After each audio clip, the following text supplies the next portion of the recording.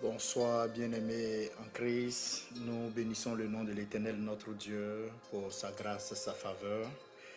Nous sommes reconnaissants à notre Dieu qui permet ce moment. Nous poursuivons notre série d'enseignements sur les noms de Dieu, les noms apparus dans la Bible. Nous sommes en train de les étudier pour voir au travers du caractère, de la nature de Dieu, les valeurs qui y sont, la vérité qui s'y trouve, afin que nous puissions marcher par l'esprit, vivre par l'esprit, nous puissions marcher sous la grâce, dans la grâce et avec la foi, de sorte à pouvoir être agréable à notre Dieu, marcher d'une manière qui l'honore. Soyez bénis et que la grâce, la faveur de l'Éternel, notre Dieu, soit votre partage au nom puissant de Jésus-Christ. Bien-aimés, nous sommes on va dire cet épisode 14, épisode 14 de cette série d'enseignements sur le nom de l'Éternel, notre Dieu. Aujourd'hui, avec la grâce de l'Éternel, nous allons ensemble parler de Yahweh Roi, Jéhovah Roi,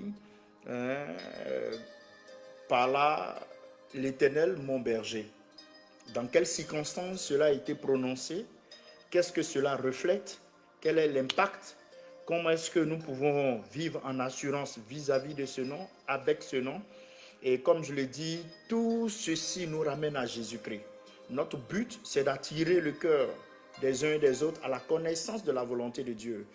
L'Ancien Testament, l'ombre des choses à venir qui préparait la venue de notre Seigneur Jésus, réalisée pleinement à notre Seigneur Jésus-Christ, qui lui nous a fait la grâce d'être aujourd'hui sauvés par son sang, et nous permet d'être sur cette terre pour être ses ambassadeurs.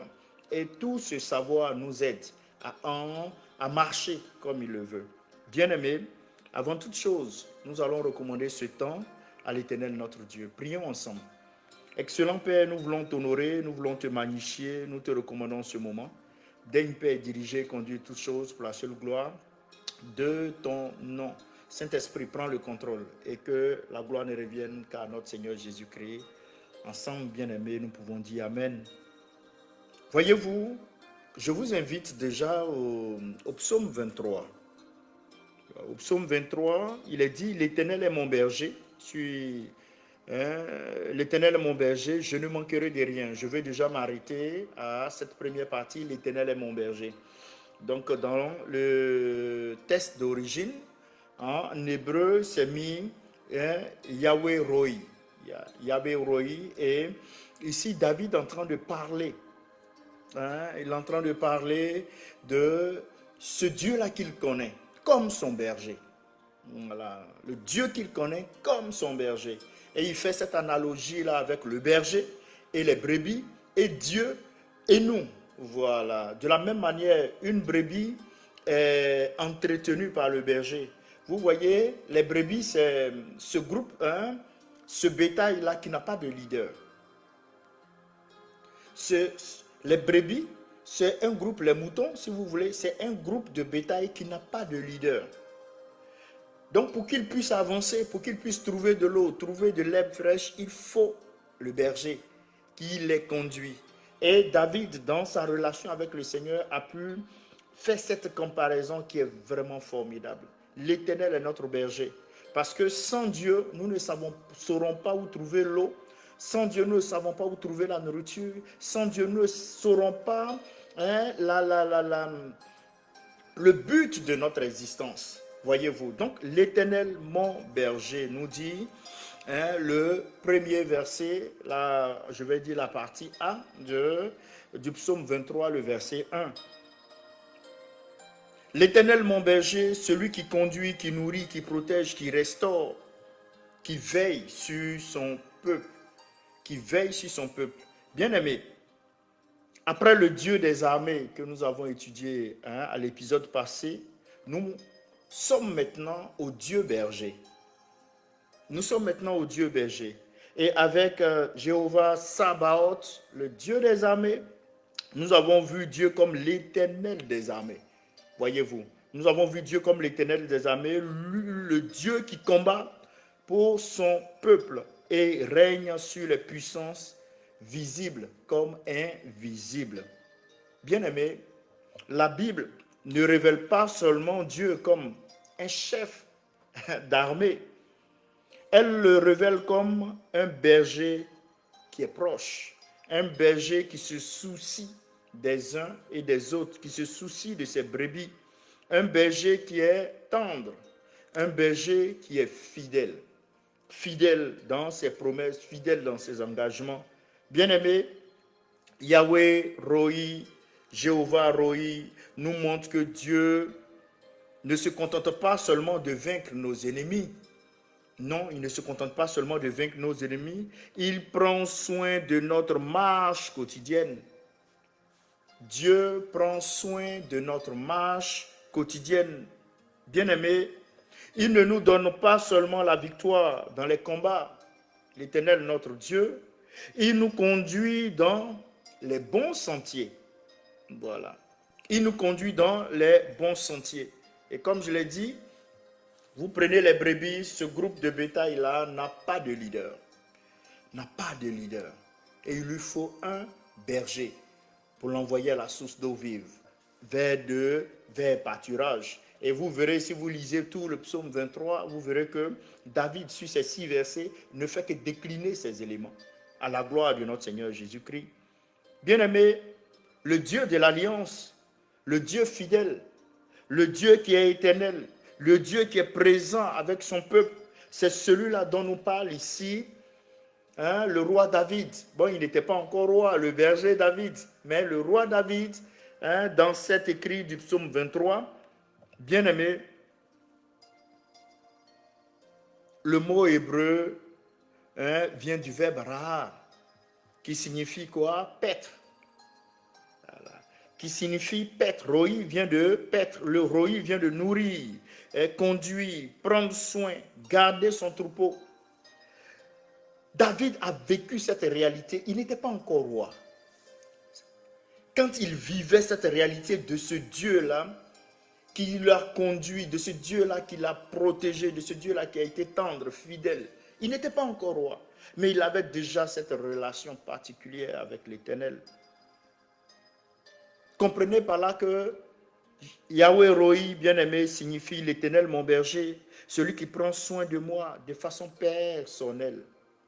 Parce que le berger, c'est lui qui va soigner les brebis malades.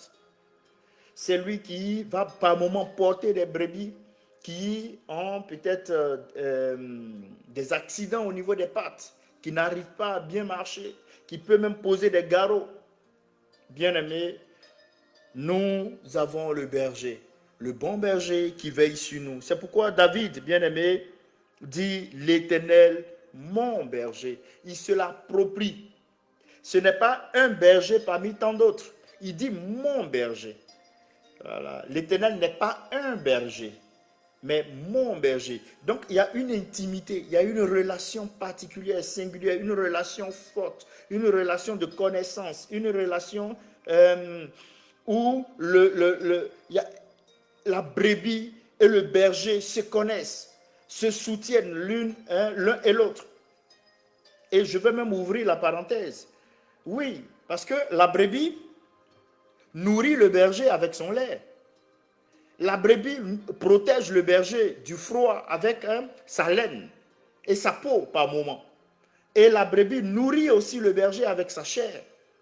Et de l'autre côté, le berger protège la brebis. Donc il y a une relation, pas une relation d'intérêt négatif, mais une relation gagnant-gagnant, une relation d'amour, une relation une relation vivante. Voilà, une relation vivante, c'est l'expression que je cherchais. Une relation vivante. Bien-aimé, Dieu veut que nous puissions avoir une relation personnelle avec lui. C'est vrai, nous allons à l'église. C'est vrai, nous appartenons à des congrégations, à des communautés, à des dénominations. Mais Dieu veut que tu aies une relation personnelle avec lui. Quel que soit le rôle, la mission, la responsabilité que tu as dans le corps du Christ, Dieu veut que tu aies. Il veut avoir une relation personnelle avec toi. Parce que toi seul, tu n'es pas un élément éloigné et hors du lot. Non, tu es une pièce importante. Tu es une personne importante, tu es une femme importante, tu es un enfant important. Donc Dieu veut établir une relation singulière avec toi, personnelle avec toi, d'un one-to-one, te rencontrer, échanger avec toi, te fortifier, t'encourager. Voyez-vous, bien-aimé, le psaume 23, nous avons lu le verset 1. Mais quand vous lisez les 6 versets du psaume 23, ces 6 versets vont nous révéler Yahweh Roi, le bon berger. Je ne manquerai de rien. Pour dire quoi? Que le berger pourvoit. Et Dieu te donne l'assurance qu'il pourvoit. Et là, retournons encore au verset 1. Il est dit, l'Éternel est mon berger. Et la seconde partie, je ne manquerai de rien. Tu ne manqueras de rien, bien-aimé. Cela t'invite à comprendre ceci. Que tout chrétien, toute personne ayant déposé sa foi en Jésus-Christ, bien-aimé, aura tout ce qu'il a besoin pour vivre. Si vous voulez, je peux même dire tout ce qu'il désire. Mais tout ce qu'il désire dans la volonté de Dieu. Tout ce qu'il désire dans la volonté de Dieu. Dieu nous donne ce dont nous avons besoin. Dieu nous donne ce dont nous avons besoin. Nos désirs, par moments, peuvent être vastes, mais toutes les fois où tes désirs s'alignent à la volonté de Dieu, Dieu donne existence à ces désirs-là. Bien-aimé, ce premier verset déjà nous donne cette révélation, le verset 1 du psaume 23. Lorsque Dieu est ton berger, ton besoin n'est jamais ignoré. Quel est ton besoin aujourd'hui? Je te le dis, ton besoin n'est pas ignoré. Parce que Dieu est ton berger. Le manque peut exister en apparence. Tu peux observer ton compte bancaire, pas lourd. Tu peux observer ta maison, ton garde-manger n'est pas garni. Mais sache que le manque peut exister en apparence, mais il ne peut pas gouverner ton âme. Le manque ne peut pas gouverner ton âme, car le berger sait où te conduire.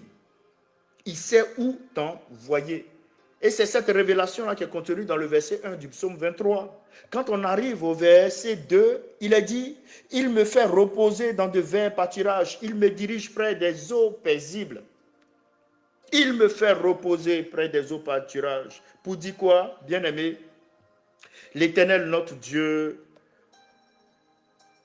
en plus de pouvoir, comme le dit le verset 1, au verset 2, il nous nourrit. Dieu te nourrit, mon frère. Les verts pâturages représentent quoi? La nourriture. Les verts pâturages représentent la sécurité. Les verts pâturages vont représenter le repos. Les verts pâturages vont représenter l'abondance ou l'abondance suffisante. Voilà. L'abondance suffisante. Tu as ce qu'il faut de sorte à ce que tu puisses même aider des personnes autour de toi. L'abondance suffisante. Bien-aimé, Yahweh Roi ne conduit pas seulement vers une destination. Il nourrit pendant le chemin. Quand Dieu t'appelle à son service, il t'appelle pour une destination, oui, mais sur le chemin, il te nourrit. Sur le chemin, il te nourrit. Nous sommes les ambassadeurs de Dieu sur cette terre, oui. Nous travaillons pour Dieu sur cette terre, oui, mais sur le chemin, il nous nourrit. Notre destination finale, ce sera avec lui, mais sur le chemin, il nous nourrit. Bien-aimé, pour toi aujourd'hui qui m'entends, qui m'écoute, j'aimerais que tu saches ceci, que pour toi, ces pâturages parlent aussi de la parole de Dieu. Quand le psalmiste dit, et il me conduit vers de verts pâturages, cela parle aussi de la parole de Dieu. Cela parle aussi de la présence de Dieu. Cela parle aussi de la communion avec Christ. Parce que Dieu nous a créés pour communier avec nous. Oui, de la communion avec Christ. Vous allez dans le Lévitique, il y avait des sacrifices qu'on faisait pour la communion. On faisait des sacrifices pour la communion. Aujourd'hui, dans la nouvelle alliance, Christ, par son sang qu'il a versé, sur le propitiatoire céleste, il n'y a plus de sacrifice à faire. Tout ceci a été fait, acquis, acté, et nous vivons sous la grâce par la foi dans le nom de Jésus-Christ. Bien-aimés, toujours dans le verset 2, il me dirige près des eaux paisibles. Pour dire quoi? Que le berger apaise. Le berger est celui-là qui pourvoit. Le berger est celui-là qui nourrit. Le berger est celui-là qui apaise. Les brebis ont besoin de calme. Si vous avez déjà fait l'élevage, vous allez comprendre que les brebis sont stressées par le bruit. Et cela joue sur leur production. En termes de lait, ça joue sur leur production lorsqu'il n'y a pas assez de calme. Donc, un berger qui est sage ne le conduit pas vers des eaux troubles, des eaux dangereuses. Non, va les conduire vers des eaux paisibles parce qu'elles ont besoin de calme. Elles ont besoin de calme. Bien-aimé, pour toi, Dieu sait adapter sa conduite à notre fragilité. Il sait que nous sommes fragiles. Il est le Tout-Puissant. Mais l'Éternel sait adapter sa conduite à notre fragilité. Dieu ne méprise pas notre faiblesse. Quelqu'un me disait hier, est-ce que Dieu peut encore m'accepter avec tout ce que j'ai fait? Dieu t'accepte dans le nom de Jésus. Dieu ne méprise pas ta faiblesse. Il te conduit avec sagesse pour que tu puisses atteindre ton objectif, atteindre le bon port, atteindre l'autre bord. Oui, lorsque nous conduisons ou nous poursuivons ce psaume 23, au verset 3, il est dit, il restaure mon âme. Je veux déjà m'arrêter à cette première partie. Il restaure mon âme. Le verset 3. Le berger ici guérit notre intérieur, ton homme intérieur. Voyez-vous, restaurer, quand vous faites des recherches sur restaurer, vous comprenez que la restauration, c'est renouveler, c'est ramener quelque chose qu'on avait perdu.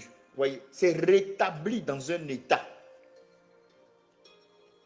Pour que vous puissiez comprendre, vous voyez bien l'histoire de notre Seigneur Jésus-Christ avec les 10 lépreux. Les 10 lépreux, Jésus les a guéris, ils sont partis. Et il y a un seul qui est revenu vers notre Seigneur Jésus-Christ. Et la Bible précise qu'il a été restauré. Vous voyez, si tu fais une bonne analyse, tu dois comprendre qu'il y a une nuance entre la guérison et la restauration. Tu es guéri, oui, parce que tu étais lépreux, tu ne l'es plus lépreux. Sachez que la lèpre bouffait les membres. Que ce soit ton nez, que ce soit ton doigt, ça bouffait le membre, ça bouffait les parties du corps touchées. La restauration te dit que ton doigt qui a été bouffé, tu l'as retrouvé. Vous comprenez la dimension? Lorsque David dit, il restaure mon âme. Il restaure mon âme. Donc, ici, Yahweh Roi, bien-aimé, ne s'occupe pas seulement de ton corps ou de tes besoins matériels. Il restaure ton âme. Ton intérieur est restauré. Dieu restaure ton âme. Il restaure les pensées blessées. Il restaure les émotions fatiguées. Il restaure la foi qui est affaiblie. Il restaure la joie que nous avons perdue. Avec les années, avec les défis, les déceptions, nous avons perdu la joie. Il restaure cela, bien-aimés. Et dans le même verset 3, il est dit, il me conduit dans les sentiers de la justice. Pour dire quoi? Que le berger oriente. Dieu nous oriente. Yahweh Roi oriente. Le bon berger, il oriente et il t'oriente aujourd'hui. Le berger ne conduit pas n'importe où. Il conduit dans les voies droites. Il conduit dans les voies droites. Bien-aimé, La conduite de Dieu n'est jamais séparée de sa justice. C'est une vérité qu'il faut saisir, qu'il faut vivre. La conduite de Dieu n'est jamais séparée de sa justice. Bien-aimé, Yahweh Rohi ne nourrit pas seulement, il sanctifie la marche. Il sanctifie ta marche. Il sanctifie ta marche. Le verset 4 du psaume 23 nous dit: quand je marche dans la vallée de l'ombre de la mort, je ne crains aucun mal, car tu es avec moi, ta houlette et ton bâton me rassurent. Bien-aimé, quand le bon berger, parlant de David déjà, il donnait témoignage devant Goliath et même surtout devant Saül. Il disait, lorsque un loup venait s'attaquer aux brebis, je le poursuis. Lorsqu'un ours vient, je le poursuis. Lorsqu'un lion vient, je le poursuis. Pour dire quoi? Que le berger accompagne. Il ne te laisse pas seul. Le berger accompagne. Dieu t'accompagne. Jésus-Christ est avec toi, il t'accompagne.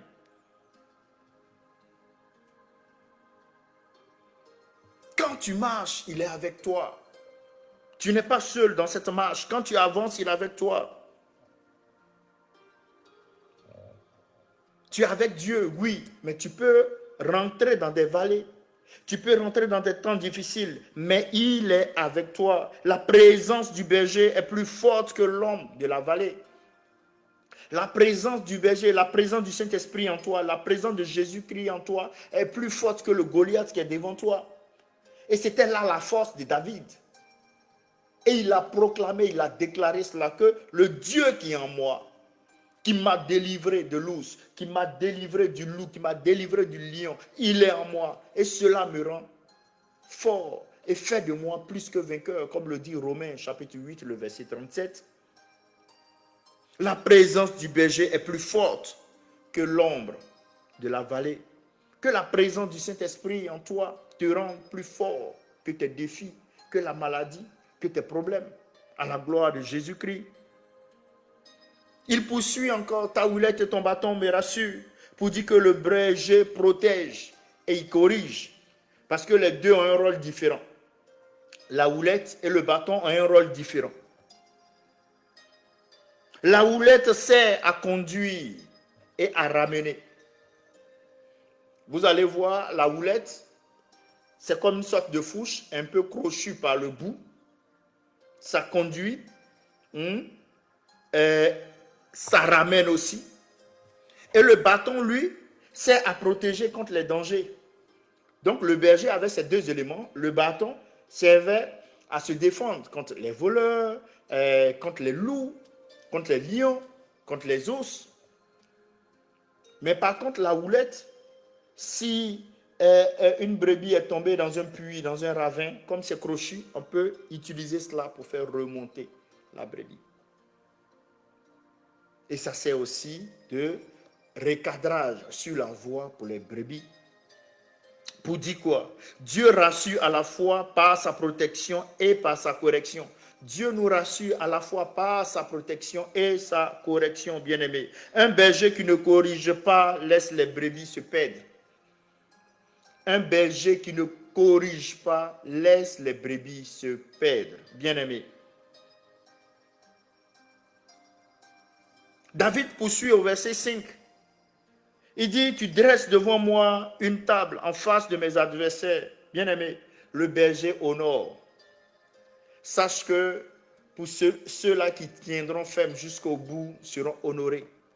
Toi qui vas tenir ferme dans ta foi jusqu'au bout, tu seras honoré. Toi qui vas tenir ferme dans les promesses de Dieu jusqu'au bout, tu seras honoré. Tu seras honoré. Dieu ne retire pas toujours immédiatement les adversaires devant nous, mais il manifeste sa faveur en leur présence. Donc tu peux passer par des temps difficiles. C'est vrai, tu veux que sur le coup la maladie parte, tu veux que sur le coup le manque de moyens financiers cesse, tu veux que sur le coup le miracle s'opère, mais des fois tu peux peut-être durer là-dedans. Mais sache que la présence de Dieu va déclencher la faveur en face des adversaires et tu seras honoré. Yahweh Rohi, bien-aimé, peut bénir son peuple même dans un environnement hostile. Même dans un environnement hostile. Il poursuit encore, tu ondules ma tête. Bien-aimé, le berger consacre et soigne. Le berger consacre et soigne. Quand on parle d'huile, l'huile parle de soins, de guérison, de protection, de consécration et d'onction. Voyez-vous, de consécration et d'onction. Le berger ne veut pas seulement que la brebis survive, il veut qu'elle déborde. Le berger ne veut pas seulement que la brebis survive, il veut qu'elle ait la vie en abondance. C'est ce que le Seigneur Jésus dit dans Jean 10, 10. Il dit, moi je suis venu donner la vie, que mes brebis aient la vie, et la vie en abondance. Bien-aimés. Et nous sommes au verset 6, où il dit, oui, le bonheur et la grâce m'accompagneront tous les jours de ma vie. Oui, le bonheur et la grâce m'accompagneront tous les jours de ma vie, et j'habiterai dans la maison de l'Éternel pour toujours. Bien-aimé, le chrétien n'est pas poursuivi par la fatalité, non, mais accompagné par la bonté et la grâce de Dieu. Le chrétien n'est pas poursuivi par la fatalité, mais il est accompagné par la bonté et la grâce de Dieu. Et cela, on doit recevoir cela avec la foi. C'est pourquoi Yahweh Rohi, bien-aimé, ne conduit pas seulement aujourd'hui, mais il est avec nous toute la vie.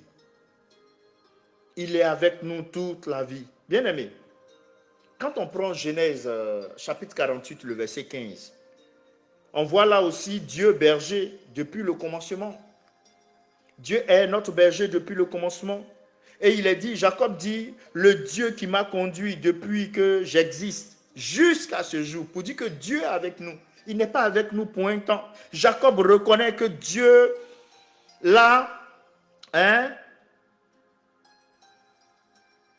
été son berger toute sa vie. Dieu a été son berger toute sa vie. Même quand l'homme ne comprend pas, bien-aimé, tous les détours, quand tu ne comprends pas toutes les circonstances, tous les détours qui se présentent à ta vie, Dieu conduit l'histoire. Dieu conduit l'histoire. Ésaïe chapitre 40, le verset 11, parle aussi du berger qui est tendre. Il dit comme un berger, il paîtra son troupeau, il prendra les agneaux dans ses bras. Bien-aimé, Dieu n'est pas seulement un Dieu fort, il est tendre. Il n'est pas seulement un Dieu fort, il est tendre. Jéhovah Rohi connaît la capacité de chacun. Il porte nos faiblesses, il conduit doucement ceux qui sont fragiles. Fais confiance à ce Dieu-là. Ézéchiel chapitre 34, les versets 11 à 16, vous pourrez prendre le temps de parcourir tout ceci. On voit là que Dieu cherche quoi? Les brebis qui sont perdues. Dieu cherche les brebis qui sont perdues. Il dit, Dieu, voici, j'aurai soin moi-même de mes brebis. Dieu reproche au mauvais berger d'Israël d'avoir négligé le troupeau. Voyez-vous, dans Ézéchiel 34.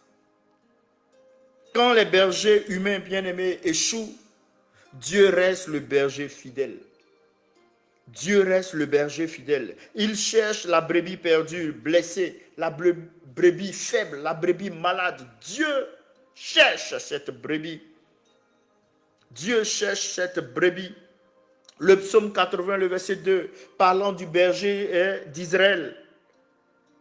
Prêtre qui prête l'oreille, berger d'Israël. Dieu est présenté comme le berger national de son peuple.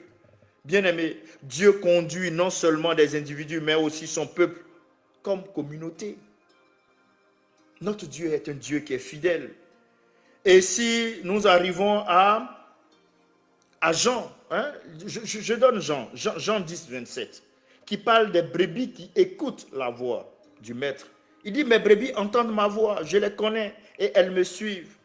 Parlant encore du bon berger, la relation berger-brebis qui repose sur l'écoute, la connaissance, l'obéissance. Une suite fidèle. Être conduit bien-aimé par Dieu exige d'apprendre à reconnaître la voix de Dieu. J'aimerais que tu puisses retenir ceci et finir par là.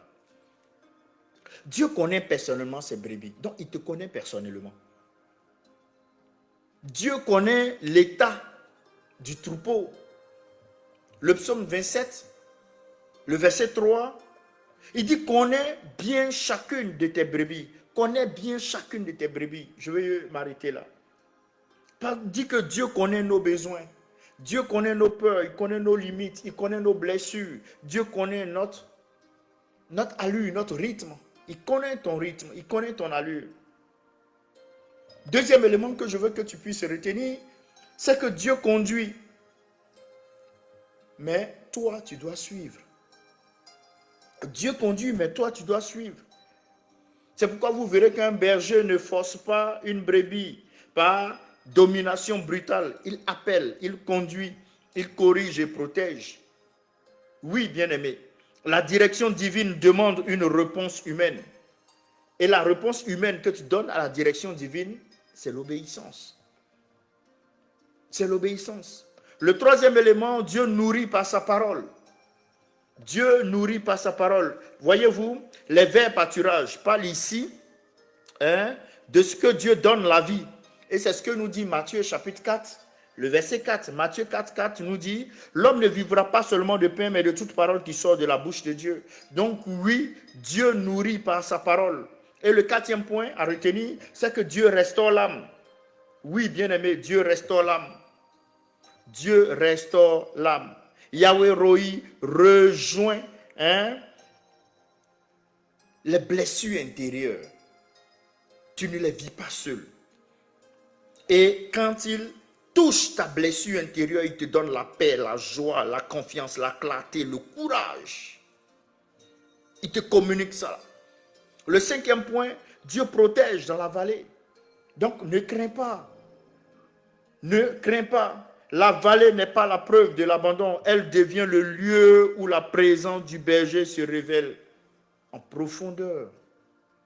En profondeur. En 6, Dieu corrige par amour. Il ne te corrige pas parce qu'il te déteste ou parce qu'il veut te faire du mal, mais parce qu'il t'aime. C'est pourquoi la houlette et le bâton ne sont pas des signes de rejet, mais de protection. Et je cite Hébreux chapitre 12, le verset 6 qui dit « Car le Seigneur châtie celui qu'il aime. » Car le Seigneur châtie celui qu'il aime. Bien-aimé. Mon septième point à ce niveau-là qu'il faut retenir, c'est que Dieu prépare une table devant les ennemis. Dieu prépare une table devant tes ennemis. Yahweh Roi ne retire pas toujours les adversaires, mais il manifeste sa faveur au milieu des adversaires. Bien-aimé, j'aimerais conclure en disant ceci. Yahweh Roi que nous avons étudié aujourd'hui, l'Éternel mon berger, révèle que nous avons un Dieu qui est proche. Nous avons un Dieu qui est attentif, qui est nourricier, qui est protecteur, qui est restaurateur. C'est un guide. Il est fidèle jusqu'à la fin. Il ne conduit pas son peuple comme une masse anonyme. Non, il connaît chacun d'entre nous. Il connaît chacun d'entre nous. Bien-aimé, j'aimerais te dire, et garde ça. Jésus-Christ est le bon berger qui donne sa vie pour ses brebis. Que notre Seigneur Jésus-Christ qui a donné sa vie pour ses brebis, qui est mort, qui est ressuscité, qui à la croix a dit tout est accompli, grâce à qui nous, par son sang, nous sommes réconciliés avec notre Père céleste. Nous sommes rétablis dans notre identité de fils. Nous sommes héritiers de Dieu, co-héritiers avec lui, Jésus-Christ. Oui, ce Jésus-là t'aime, il t'ouvre ses bras. Et au travers de Yahweh Roi, nous comprenons déjà l'action, le caractère, la nature de Dieu qui est parfaitement accompli dans la personne de notre Seigneur Jésus-Christ. Oui, Jésus est Dieu. Bien-aimé, viens à Jésus maintenant. Tel que tu es, il t'aime ainsi. Soyez bénis, que la grâce, la faveur de l'Éternel, notre Dieu, soit votre partage. Au nom puissant de Jésus-Christ. Amen. À bientôt. Merci.